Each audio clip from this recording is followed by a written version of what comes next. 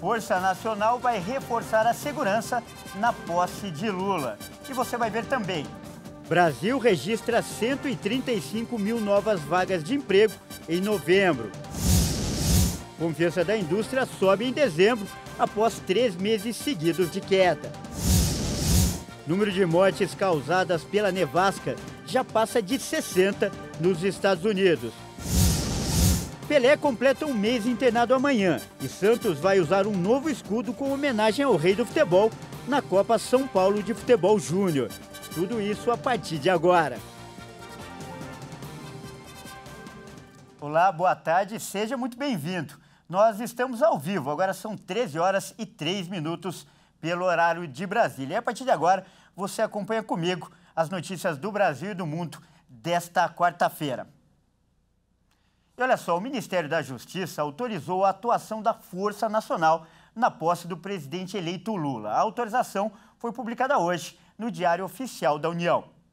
A Força Nacional vai atuar na segurança na posse presidencial no próximo domingo, dia 1º de janeiro de 2023. O Ministério da Justiça e da Segurança Pública autorizou a Força Nacional a dar apoio à Polícia Rodoviária Federal na cerimônia de posse. A liberação para a ação da Força Nacional vale até o dia 2 de janeiro, dia seguinte à posse.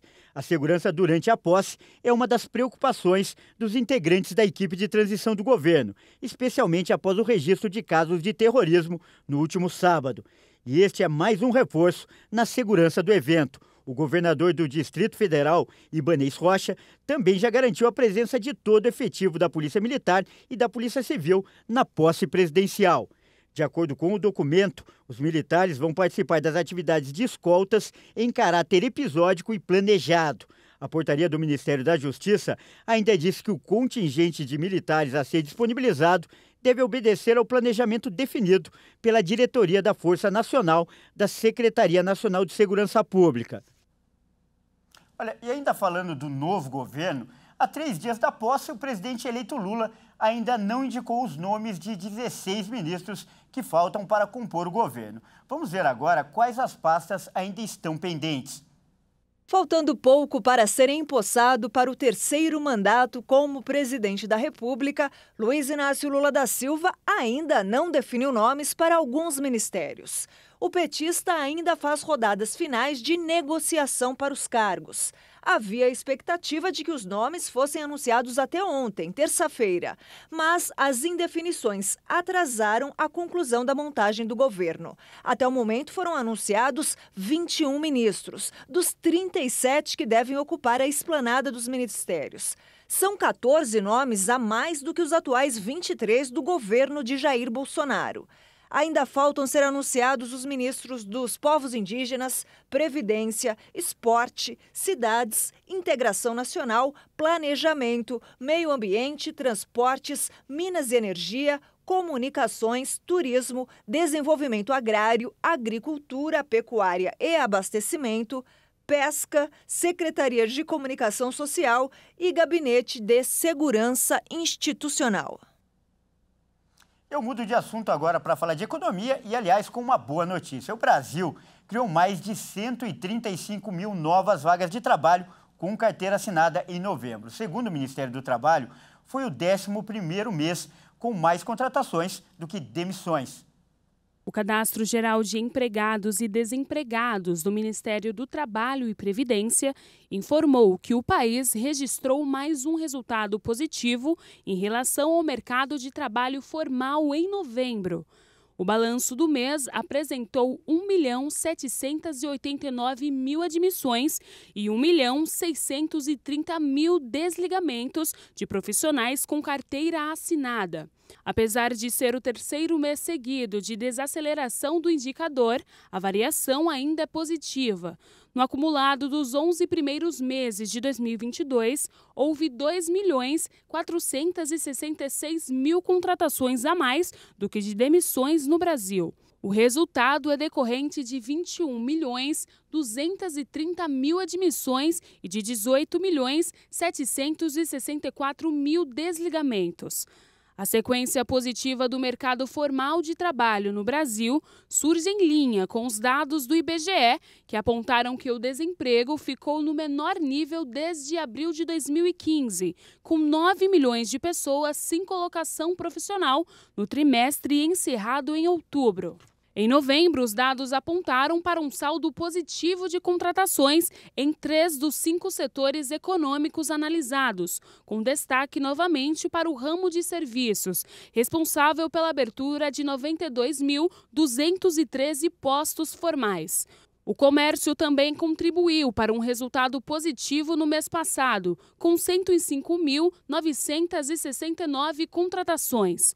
Por outro lado, houve corte de vagas nos ramos da indústria, construção e agricultura. E ainda falando de economia, o índice de confiança da indústria subiu em dezembro após 3 meses seguidos de queda. E apesar da melhora, o setor ainda não recuperou as baixas do ano. O índice de confiança da indústria subiu 1,2 ponto em dezembro para 93,3 pontos após 3 meses de quedas seguidas. Em médias móveis do trimestre, o índice recuou 2,1 pontos. Segundo o Instituto Brasileiro de Economia da Fundação Getúlio Vargas, após 3 meses em queda, a confiança da indústria melhorou em dezembro, mas não foi o suficiente para recuperar as perdas sofridas no ano.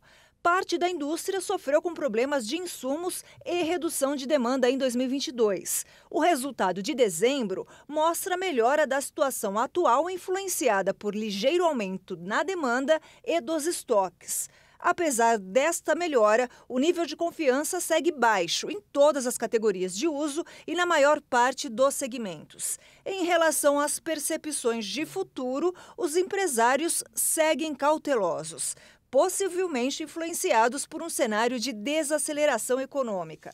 Em dezembro, houve alta da confiança em 11 dos 19 segmentos industriais monitorados pela sondagem. E a volta da cobrança de tributos federais sobre os combustíveis deve fazer o preço aumentar no início de janeiro. O levantamento do Centro Brasileiro de Infraestrutura prevê a maior alta deve acontecer, na gasolina. O retorno do pagamento do PIS e COFINS sobre os combustíveis vai elevar o preço da gasolina, do etanol e do diesel nas bombas já no início do ano. De acordo com os cálculos do Centro Brasileiro de Infraestrutura, o preço do etanol pode subir 26 centavos por litro, o do diesel 33 centavos por litro e a gasolina vai ter o maior reajuste, 69 centavos por litro. O futuro ministro da Fazenda, Fernando Haddad, anunciou que o presidente eleito, Lula, não concordou em prorrogar a medida que isenta o pagamento do PIS e COFINS sobre os combustíveis. Os 2 tributos são federais. Segundo Haddad, o novo governo precisa de mais tempo para avaliar os impactos da medida. A isenção foi estabelecida pelo governo Jair Bolsonaro no início do ano para baixar os preços, mas tem validade até o fim deste mês. Essa reoneração dos tributos vai devolver cerca de 50 bilhões de reais por ano aos cofres públicos. Agora, com a aprovação da PEC da transição, que permite o pagamento de R$ 600 do Bolsa Família, a previsão de déficit para a União do ano que vem passou de 60 bilhões para 230 bilhões de reais. Então, com a reoneração dos tributos sobre os combustíveis, o cofre público, teoricamente, teria mais dinheiro para honrar com esses compromissos. Olha, e as despesas não param por aí. O contribuinte que tem carro também deve se preparar para o pagamento do IPVA logo no começo do ano. O valor do imposto varia de acordo com a idade e o modelo do veículo. A maioria dos estados já divulgou como vai ser a cobrança do Imposto sobre Propriedade de Veículos Automotores, o IPVA, para 2023. O pagamento obrigatório é cobrado sempre no início do ano e a alíquota varia conforme o modelo e a idade do veículo. O estado em que o contribuinte mora também influencia na alteração do valor devido. Isso porque cada unidade da federação tem prazos e condições diferentes para o pagamento do IPVA. De modo geral, em 2023, o IPVA deve ficar mais caro, acompanhando a valorização de carros novos e usados. Embora cada estado tenha alíquotas diferentes do imposto, todos levam em conta o valor de venda de veículos usados, que é calculado por meio da tabela FIPE, ou o valor da nota fiscal de compra, isso no caso dos veículos 0 quilômetro. Em São Paulo, o valor do IPVA vai ficar, em média, 10,77% mais caro, segundo a pesquisa anual da Fundação Instituto de Pesquisas Econômicas. Apesar disso, o aumento é menor do que do ano passado, quando chegou a 22,54%. O governo paulista mudou o esquema de parcelamento, que vai variar agora de 3 a 5 parcelas, dependendo do valor do imposto a ser pago. Quem pagar integralmente em janeiro deve ter um desconto de 3%. E depois das festas de fim de ano, 2023 vai começar com previsão de mais gastos, aliás, como acontece em todo ano. Em São Paulo, por exemplo, a Prefeitura já informou que o IPTU vai subir neste ano novo. Além das contas extras tradicionais no início de cada ano, o trabalhador deve preparar o bolso para os aumentos e para evitar de já começar 2023 com dívidas.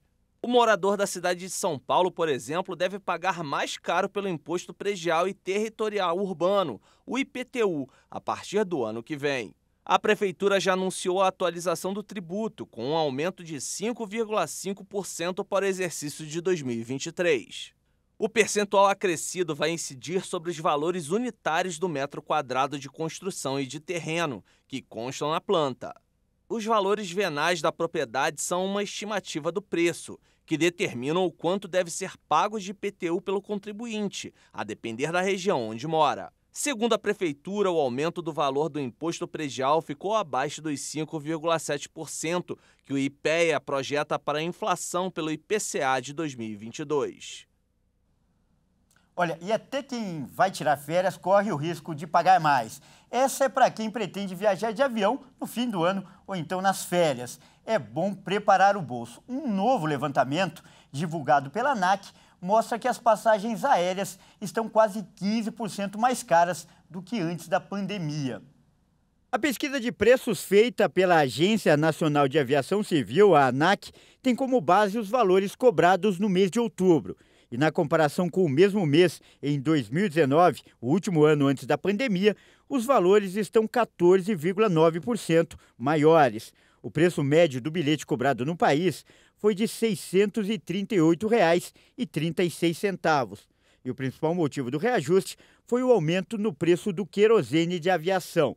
O litro do combustível era de R$ 2,32 em 2019 e passou a R$ 5,11 neste ano. O preço médio das viagens nacionais é de R$ 592,12. E os destinos mais procurados são o Rio de Janeiro, São Paulo, Paraná, Minas Gerais e o Distrito Federal. As passagens internacionais estão com preço médio de R$ 4.000. E os principais destinos são Estados Unidos, Argentina, Chile e Portugal. E termina amanhã o prazo para o saque do abono PIS/PASEP. O Ministério do Trabalho informou que ainda restam mais de 370 milhões de reais para serem resgatados pelos trabalhadores. Mesmo que o trabalhador perca o prazo para o saque do abono, fica assegurado o direito ao valor pelo período de 5 anos, mas vai ser preciso esperar a abertura do novo calendário de pagamentos do abono de 2023, que está previsto para começar só em 15 de fevereiro. Os valores não sacados podem ser solicitados por meio de recurso administrativo e devem ser colocados à disposição do trabalhador no mês seguinte ao da análise. Do total de quase 26 milhões de trabalhadores aptos a receberem o abono neste ano, 413.301 não resgataram o benefício. O valor liberado atingiu 23 bilhões e meio de reais. O abono salarial é um benefício anual, no valor máximo de um salário mínimo, que atualmente é de R$ 1.212. Para ter direito, é preciso estar inscrito no PIS/PASEP há pelo menos 5 anos, ter trabalhado formalmente com carteira assinada, no mínimo por 30 dias em 2020, e recebido no máximo até 2 salários mínimos mensais. A Caixa Econômica Federal é responsável pelo pagamento do PIS ao trabalhador de empresa privada e o Banco do Brasil pelo PASEP ao servidor público. Olha, e antes do intervalo, uma informação de última hora. Em Vitória da Conquista, na Bahia, um grande incêndio atingiu uma loja do Grupo Avan na manhã de hoje. Por volta das 9h30 da manhã, uma grande nuvem de fumaça foi avistada em diversos pontos da cidade. Em nota, a Avan informou que a loja estava fechada quando o fogo começou e reforçou que nenhuma pessoa ficou ferida. O 7º Grupamento de Bombeiros Militar foi acionado para combater as chamas, que até agora não foram controladas. E ainda não há informações sobre a causa do incêndio. E veja a seguir, número de mortes causadas pela nevasca nos Estados Unidos já passa de 60. E você vai ver também, Pelé completa um mês internado amanhã e Santos entrará em campo na Copa São Paulo com um novo escudo que faz homenagem ao rei do futebol. Nós voltamos já.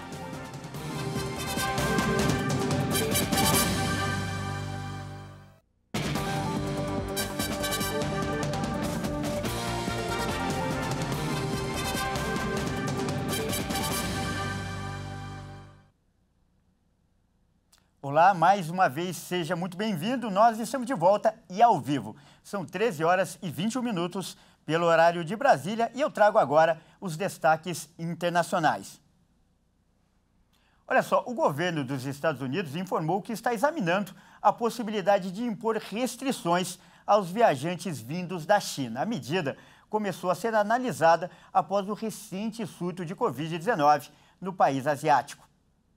Após a disparada do número de casos de Covid na China, o governo dos Estados Unidos começou a expressar preocupação com o surgimento de novas variantes e também com a falta de dados transparentes sobre a situação da doença no país. De acordo com a administração norte-americana, os Estados Unidos seguem dados científicos e conselhos de especialistas em saúde pública, além de consultar países aliados e considerar adotar medidas similares.